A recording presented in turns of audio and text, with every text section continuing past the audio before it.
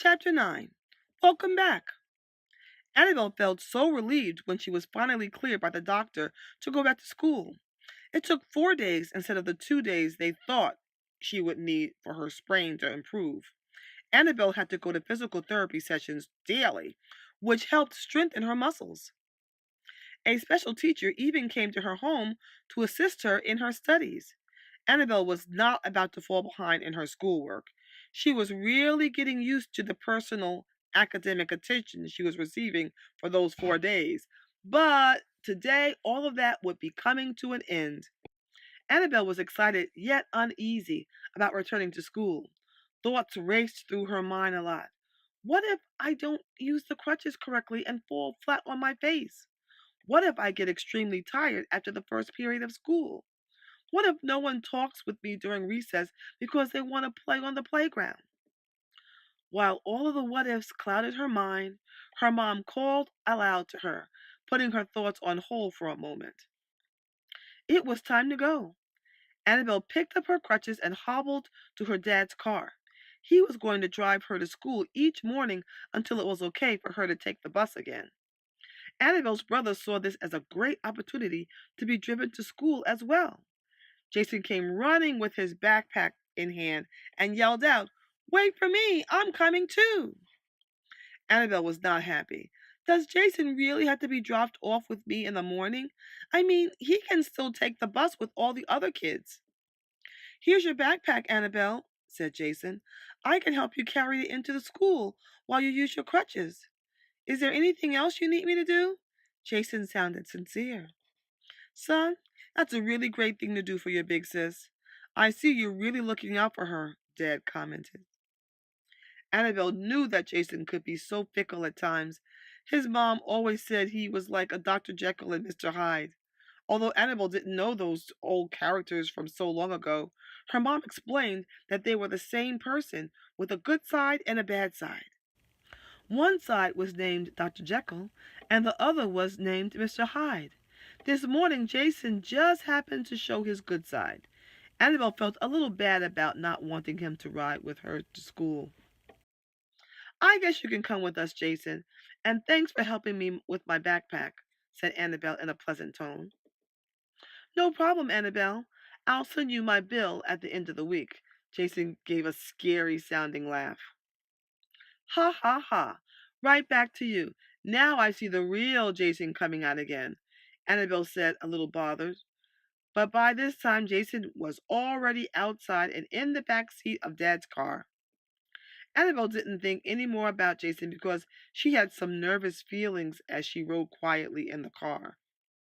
When she arrived at school, she could hardly believe her eyes. Caitlin had arranged for some of her friends to meet Mr. Copeland's car in front of the school. Caitlin had made a banner that read, "Welcome back, Annabelle." All her friends waved and cheered as she got out of the car. Annabelle was laughing and crying at the same time. Jason carried her backpack and joined in on all the fun. Annabelle's dad called to her as he started to drive away. "Have a great day, honey." Caitlin was the first to give her best friend a big, heartfelt hug. "We're all so happy to see you back at school, Annabelle." Everyone joined in welcoming her and giving her hugs. The only thing Annabelle wished she could do was to hug everyone back, but she was limited since she was on crutches. Annabelle was comforted by all the attention and couldn't wait to get back into the swing of things. She was very surprised to see Lila, Barry, and Jake in the crowd of well-wishers. Jake didn't even know her very well, but she guessed he came because he was a friend of Barry. Annabelle wanted to ask so many questions about how the presentations were going for the fall festival, but since it was right around the corner, she didn't bother to ask. Besides, she had so much more on her mind about how her first day back to school was going to play out. Caitlin and Barry walked with Annabelle to her classroom and held her crutches as she sat down at her seat.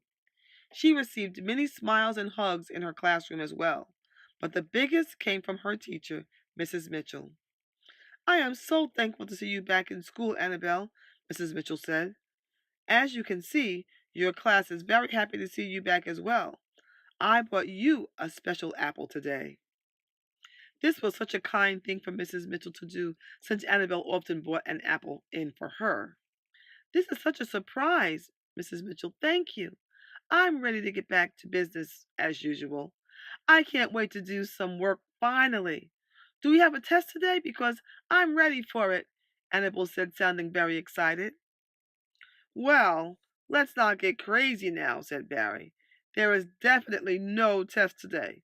If anything, maybe Mrs. Mitchell will give us less work today and take it easy on us because of you. Annabelle, what do you say, Mrs. Mitchell? Barry asked.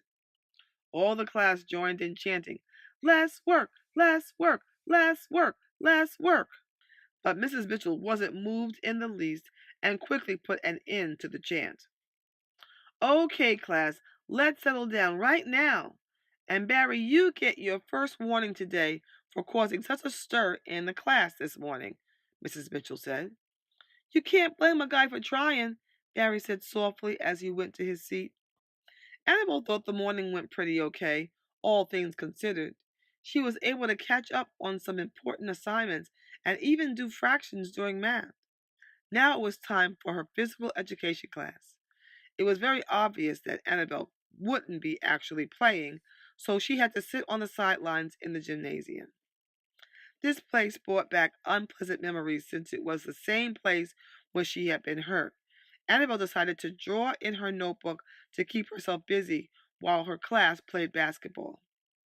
Before the game began, Vanessa walked over to Annabel with a big smile on her face. It's really good to see you back to school, Annabelle, said Vanessa. I felt so horrible about what happened. I'm so sorry for running into you like that. I just couldn't stop myself. I was just in the zone, diving for the ball, and the next thing I knew, you were on the ground grabbing your knee. It was just one of those freak accidents. Vanessa looked sad. No worries, Vanessa. These things just happen. It wasn't your fault. I really should have gotten out of your way. All is well. The doctor says my knee is healing, and I should be off these crutches in 3 weeks, Annabelle said. Oh, that's really great, Annabelle. Vanessa brightened up. I'm really happy to hear that. So I guess I'll see you around, Vanessa said and ran off to join the game. And that was it. Celebration and forgiveness were the order of the day.